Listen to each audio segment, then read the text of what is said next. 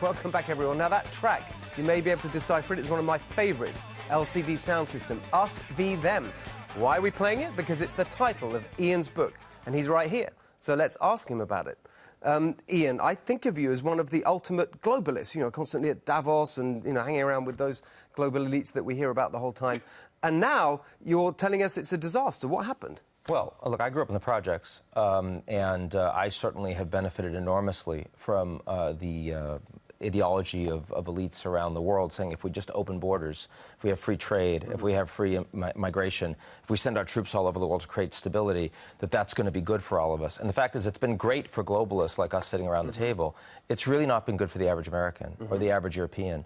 For 40 years now, they're saying the establishment's lying to us, the left and the right, right? I mean, you know, whether it's the corporate CEOs or it's the bankers or it's our political leaders. And that is why you got Bernie Sanders. It's why you got Donald Trump. It's why you got Brexit. It's why you got all of these results. In fact, the only country where you don't see this among the wealthy countries in the world is Japan, where there's been no immigration, where the population's shrinking, so per capita the working class is doing better, and where their military is constitutionally forbidden from actually fighting anywhere.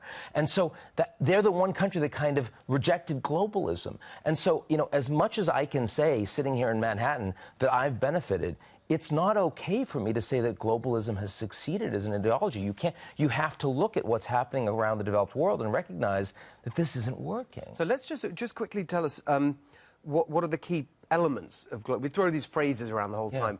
Just, you know, what are the simple elements of globalism? So there's four, right? I mean, one is the idea that you have free trade and that's great for everyone, right? When in reality, we know that if the governments don't actually take care of the people that lose their jobs, even if goods are cheaper, they feel like they get screwed. Secondly, it's open borders, let people in, and as a consequence, we're going to do better as an economy. Well, if you don't take care of people at home, they're going to say, why are you letting people in when I've been ignored?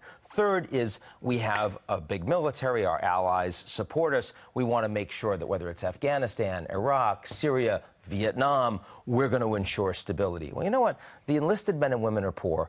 They fight over their failed wars. They come back. They're not taken care of. The Veterans Administration is broken. They're saying, why are we doing that? And then finally, the idea that technology is going to make this better for everyone.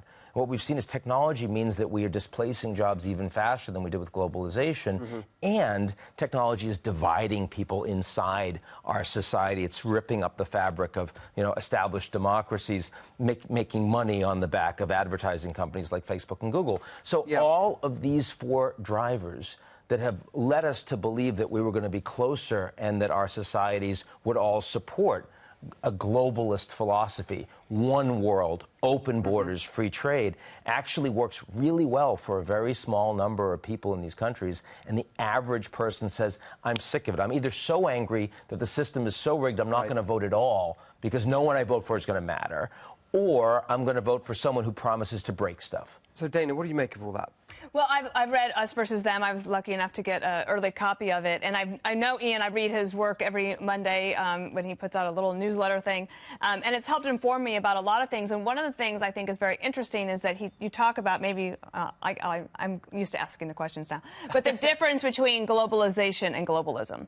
And I don't know if you could help explain the difference there. Sure. I mean, globalization, I think, works, which is the idea that you open borders, you have free trade, and as a consequence, goods are able to move much more efficiently. The price of those goods is cheaper, and labor moves to the places where they're less expensive and they can do the jobs. That absolutely works. We've taken over 1 billion people out of poverty for the world. It's the best economic system. But if you don't take care of the people at home, because there are a lot of losers from globalization, then even if it's the system that leads to the most global growth, even if our shareholders do really well, American growth at a top level is good, then the average American, we've had flat wages for working class Americans for 40 years now. Right now, we have 3.9% unemployment. It's the lowest it's been since 2000, and yet the wages are still incredibly depressed.